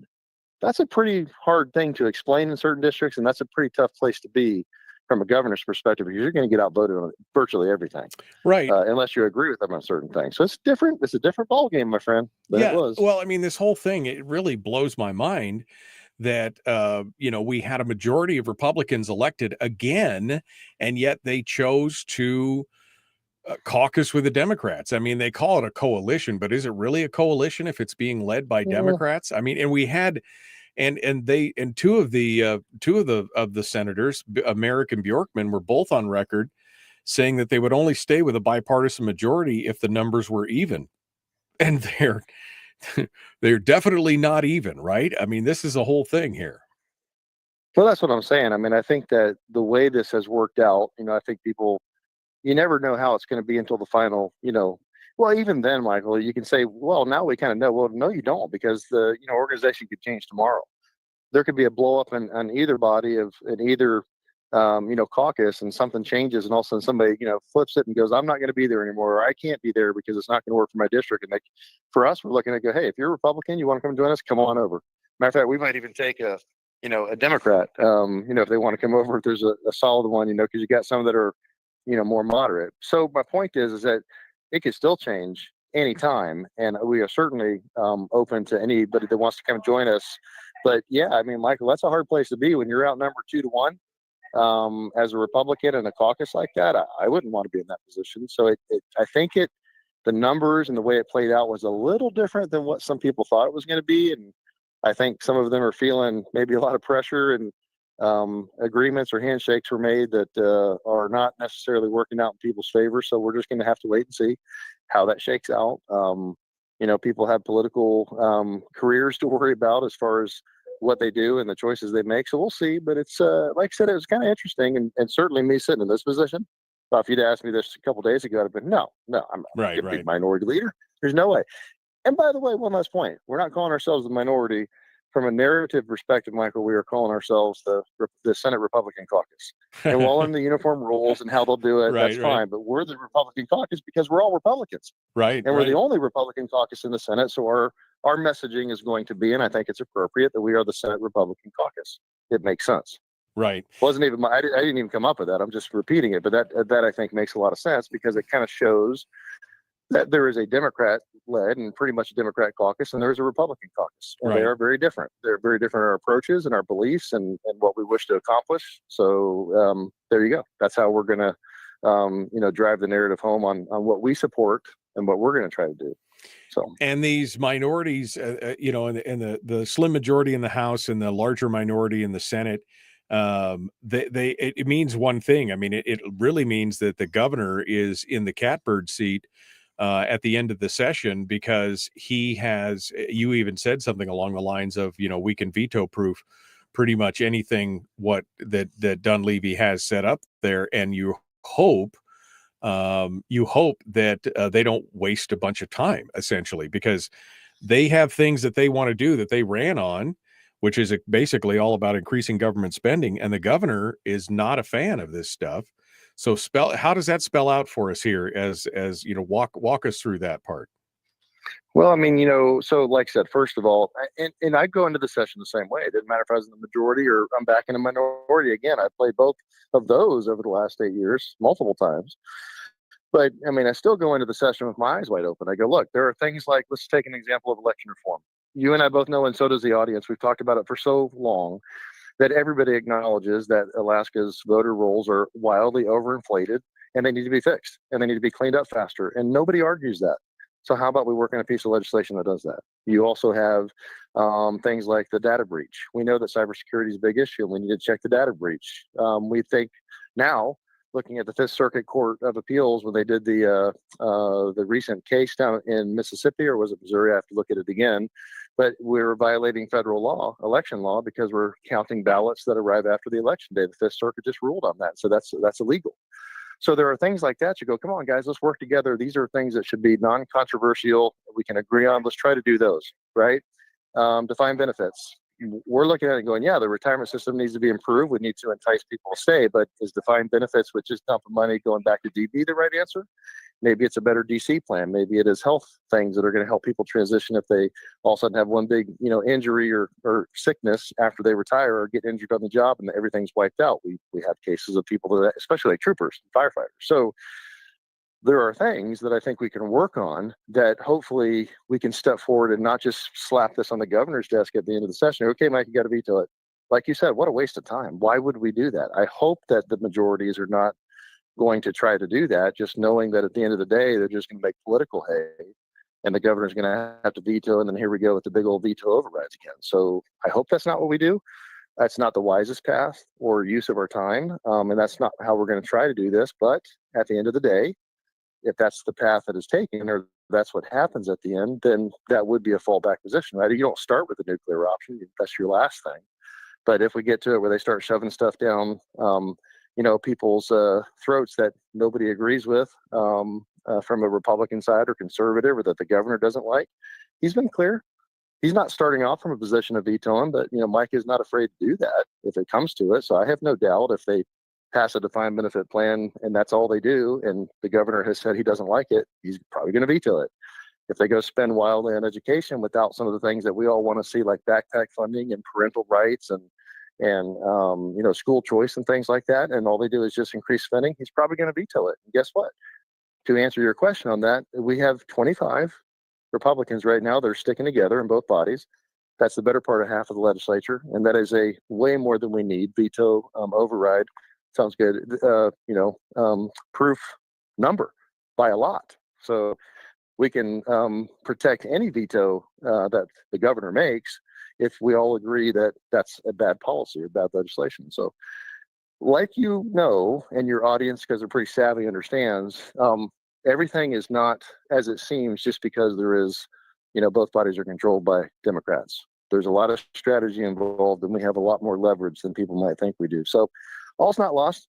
Mike, we're in a rebuilding session again, unfortunately, but we're better off than we were 2 years ago and we're making progress. So that's where we are. More hopeful than. Yeah, no, I mean, that's some good stuff. And I mean, I like how optimistic you are that they're not going to just try and do this to make political hay, because it's exactly what they did last time, right? I mean, it's exactly what they did last time. Sarah points out that, there was a huge funding increase to education and the Democrats voted against it. Why? Because it wasn't their preferred method. And then they could go, look, the Republicans didn't help you and they hate children and yada, yada, yada, and all that kind of stuff. So while you're being optimistic and positive about it, I am feeling like, I think I know how this is going to go. Although, perhaps, I mean, who knows if there are some potential, if there's some unhappiness in the majority and people decide to change sides, that's a whole different ball game right there, my friend. That's a whole different ball game. And I'm looking forward to hearing more about that here in just a moment. Mike Shower is our guest. We're going to continue here in just a moment. Don't go anywhere. The Michael Duke Show continues. Common sense, liberty-based, free-thinking radio. We return with Republican caucus leader, Senate Republican caucus leader, Mike Shower. Back with more right after this.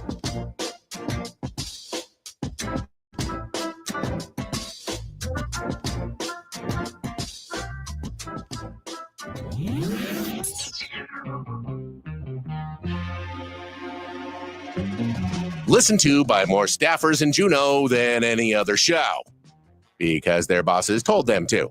And after what they just heard, oh man, they're going to be pissed. You're a bad, bad man. The Michael Duke Show.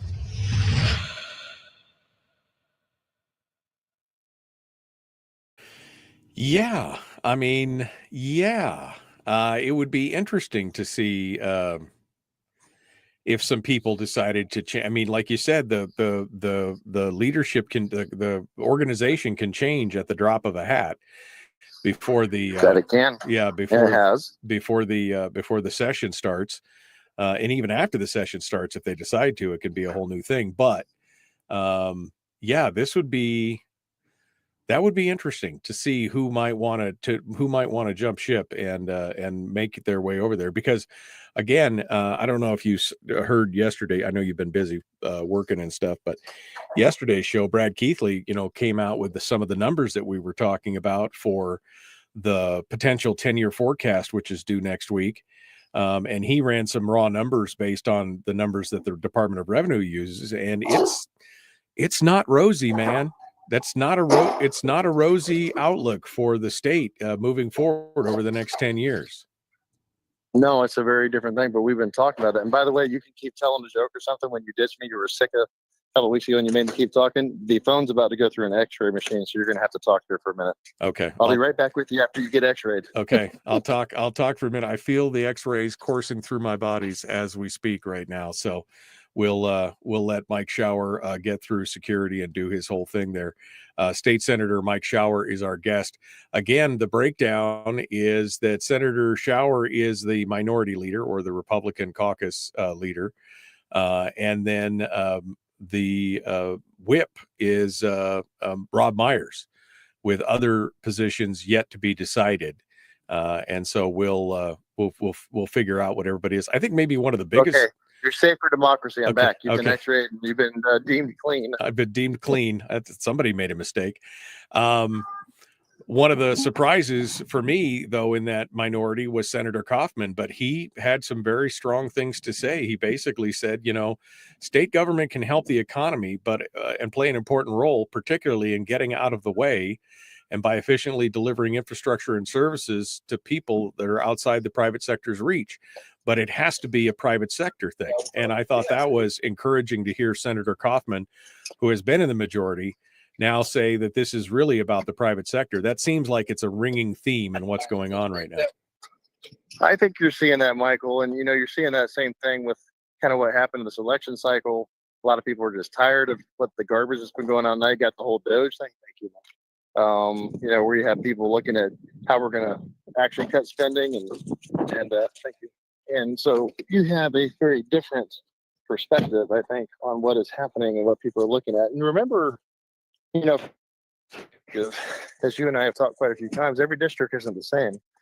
Kaufman does not live in a Matsu district that is very red. His is a little tougher, for the purple side. But I would also say, if you remember the conversations, Kaufman was the 17th person to join that 17 people and was, offered that right at the end, and they gave him the big old, transportation chair, the most important committee, not.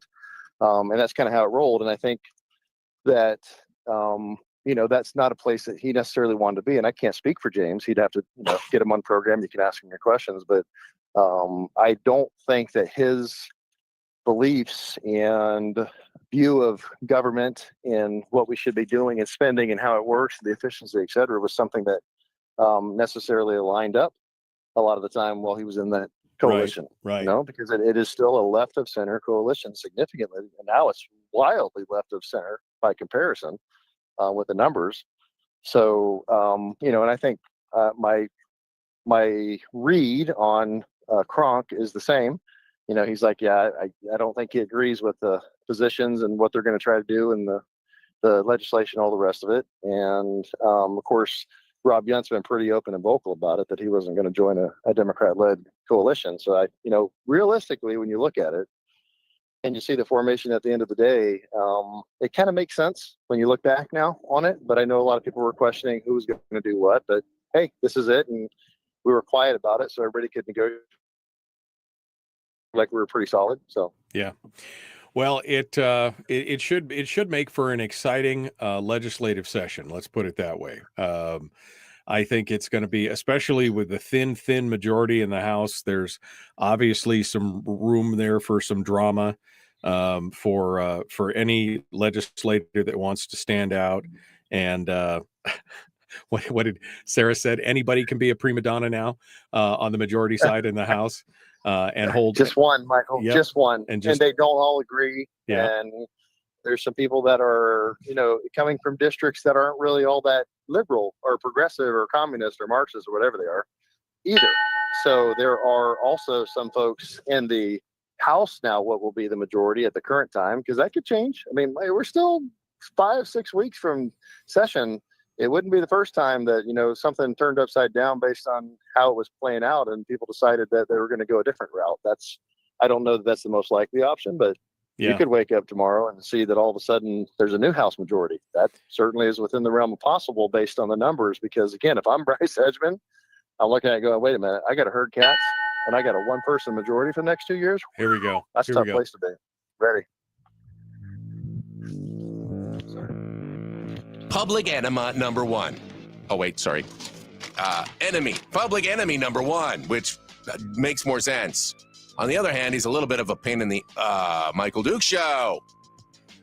Continuing now, State Senator Mike Shower, our guest, who is the new Senate Republican caucus leader, the minority leader. But you'll get used to it. You'll get used to it. You'll say it's going to flow off your tongue here shortly.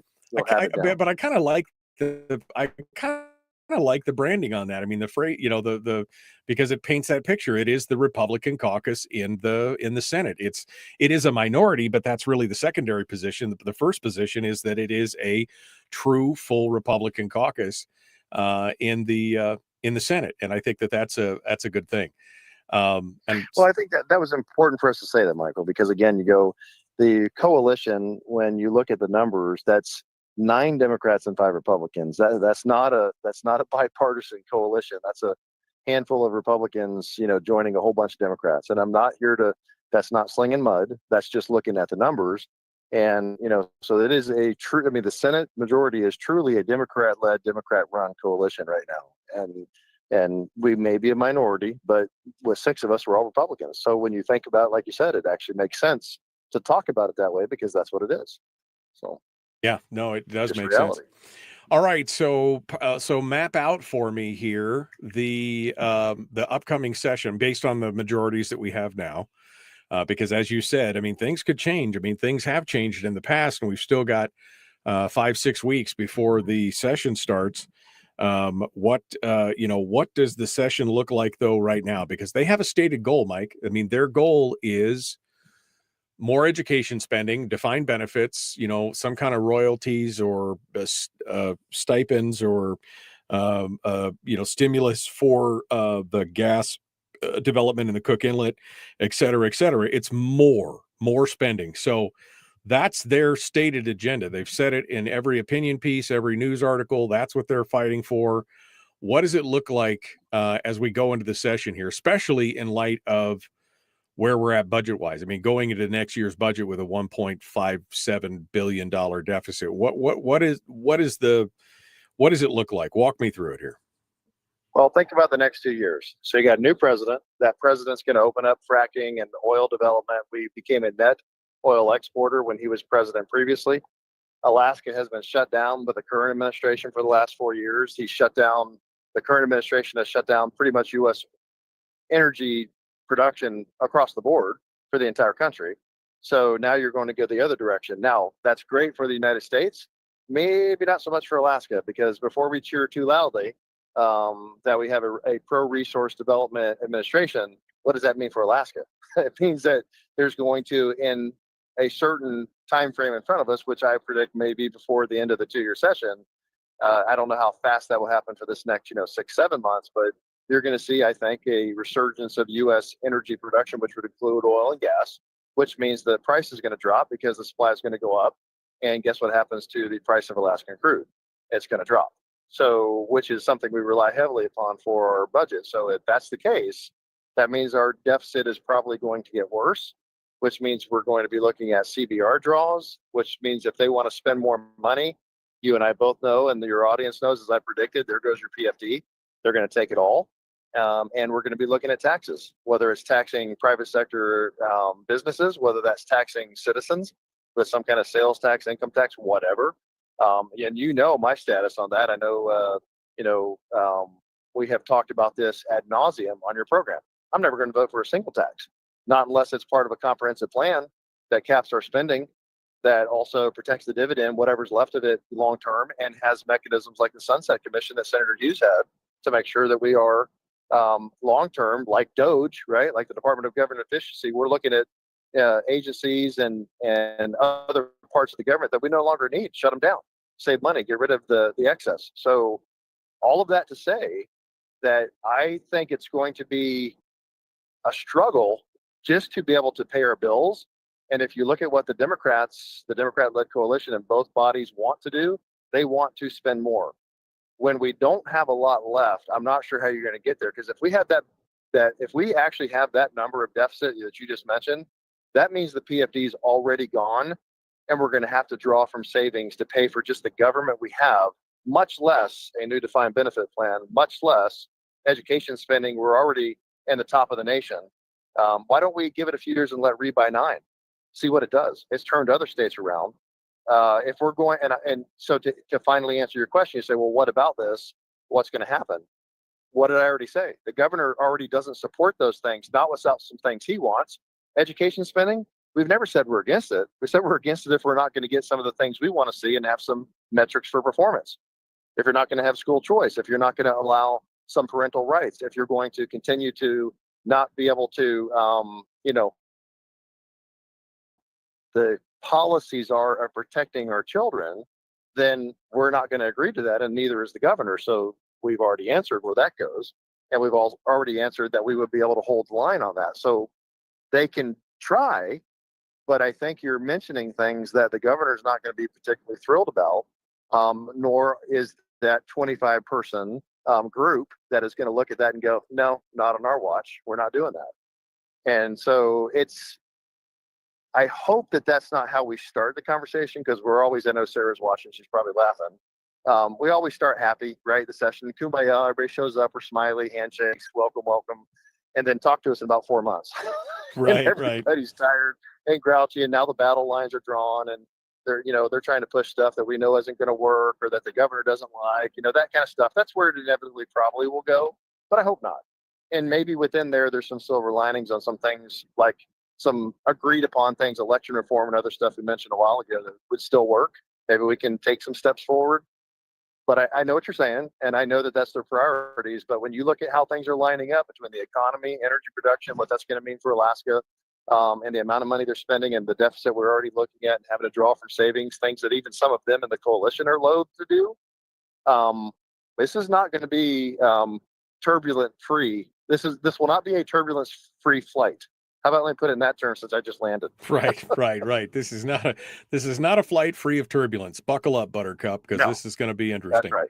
Well, and that's the roller coaster's at the very peak, getting ready to go over the edge. So hold on to your hats. It's going to be a ride, I think. Well, and I'm just concerned. You mentioned that once the PFD is gone, that then it'll be taxes or anything else. But I'm even worried about even more this whole idea of combining the funds, the earnings reserve and the corpus, and then getting access to the permanent fund itself. That's the one that really worries me, because when you start eating the seed corn that feeds you down the road, that's a doom loop for sure. I mean, that's a slippery slope. And I know that's been talked about by many members of the majority in the Senate. Well, I mean, if you want to go back to the point, Michael, that we're going to have cuts whether we like it or not, then let's go ahead and spend down the permanent fund itself, the corpus, because once you get to that point, we're going to have a smaller government, and we're going to have a smaller state, because we're only going to be able to spend what we have available, and it ain't going to be that much unless we have massive development, unless we start digging new mines, unless we start drilling new wells, unless we start getting ourselves into a place to counter that big country in Southeast Asia that just said they're going to cut off a lot of our rare earth metals that we need for all of our modern production. Right. So we need to get on the step now. And it's ironic that I say that country because there's an old proverb from there. The best time to plant a tree was 20 years ago. The next best time is today. So we're 20 years late in a lot of this, 10 years, 5 years, but we need to start doing it now, Michael. We got a president and administration that's going to support it.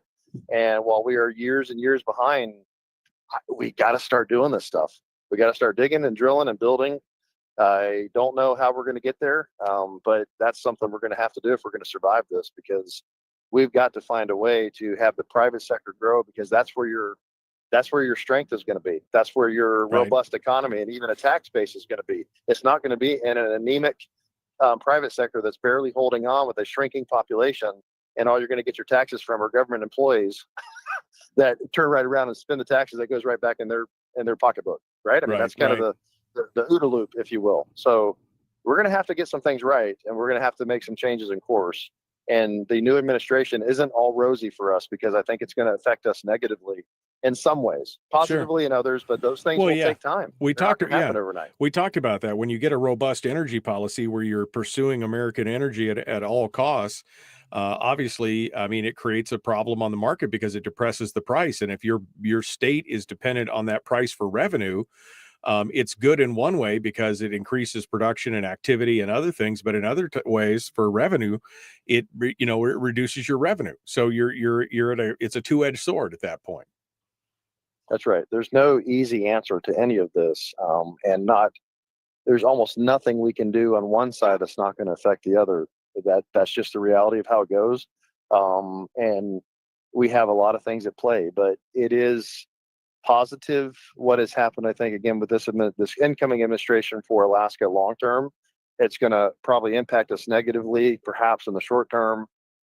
And so back to answer your original question is, how does this 2-year session going to go? I don't know, but I don't think it's going to be as clean or as easy as maybe some people think it is. And you also have, a whole bunch of Democrats and some Republicans that are with them on some of these issues that I think are going to spend an awful lot of political capital to do things that are not going to sit well with, especially with a governor that has the ability to say no, unless you're going to negotiate with him on some things. Mike is willing to do some things in education spending, but they basically stripped out everything and gave him nothing. Right. So of course he would look at vetoing that, right?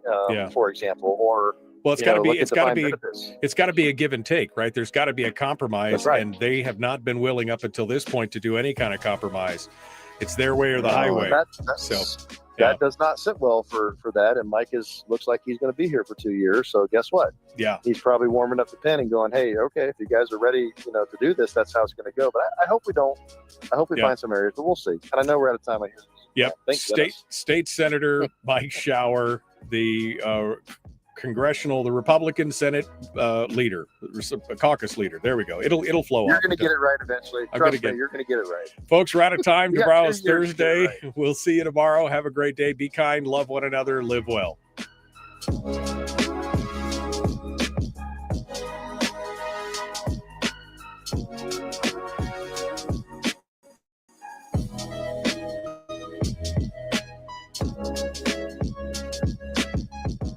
Okay, final bite at the apple for Mike Shower here as we get ready to go.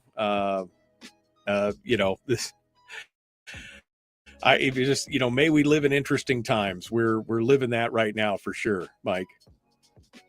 Well, we are. I mean, look, I'm excited in one sense for the country. We have an administration to be pro-business, pro-jobs. I mean, I think you're going to see a lot of economic growth for people, which means people are going to have opportunities they didn't have the last 4 years. That's why the dude won all the swing states, the electoral college, and the popular vote. So let's hope that works out the way we hope that it will. Right. But I think that's positive. Like I said, I just think it's going to be a little tougher on Alaska, with what we have going on. But, it's a new day, Mike, new day, new sheriffs in town. I'm really excited about some of the choices and how that's going to affect us because, again, you have things like people looking at shaking the whole administration up, all of the federal government, an FBI that's, instead of going after people, is going to go back to its original job of actually, enforcing the law. That'd be a novel concept. Going after Things criminals. like a Department of Defense. Yeah, going after actual criminals, right? Not political opponents. You know, a Department of Defense that's got a guy that's looking to go, hey, we need to refocus on the warfighters and not, DEI and all kinds of other woke garbage that was in there. You got, a DNI potential director that was put on the terrorist watch list. I think she's probably got maybe an axe to grind or two of kind of rebaselining that agency. You've got 2 billionaires coming in that are looking at, how do we kind of trim this government down and spend too much? But there's just some, for the issues we have, I mean, there's some exciting times. I mean, we've never seen this in our lifetime. I don't think we've ever seen this in the history of our country. So what a time to be alive and watch what happens. It's going to be quite the show. We'll see. Yeah. I'll be watching it. I'll be watching it closely. It'll be an interesting thing to sit back and grab some popcorn and just see how it all plays out. Yeah, you're not kidding. Well, thanks for joining us today, Mike. I know it was a challenge, and I appreciate you taking the time to do it and coming on board. And congratulations on being the new leader of the Republican caucus in the Senate. And you got it right. That was perfect. I got it right. Yeah. So well done. It doesn't take me long. I eventually come together on it. So you're trainable. Yeah, I'm trainable. I appreciate it. Thank you for coming on board and being part of it today. And we will see you next week, hopefully. No worries, brother. I should be on next week. We should be good. We'll see you then. All right. Thanks so much for coming out. Appreciate it. Mike Shower, our guest. All right, folks. That pulls the plug for today. Tomorrow is another one. We'll be back working on some guests right now. Don't know who'll be here, but we'll figure it out. We'll figure it out. Thanks for coming in. We will see you tomorrow. Be kind, love one another, live well.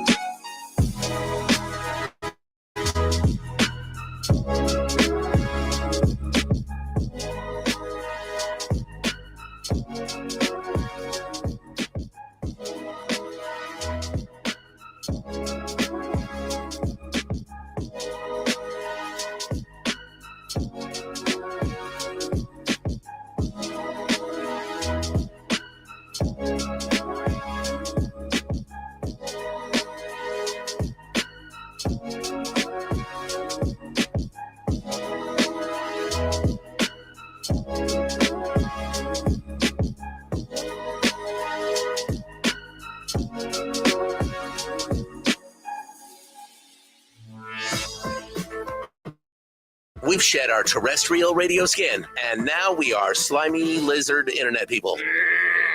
It's the Michael Duke Show.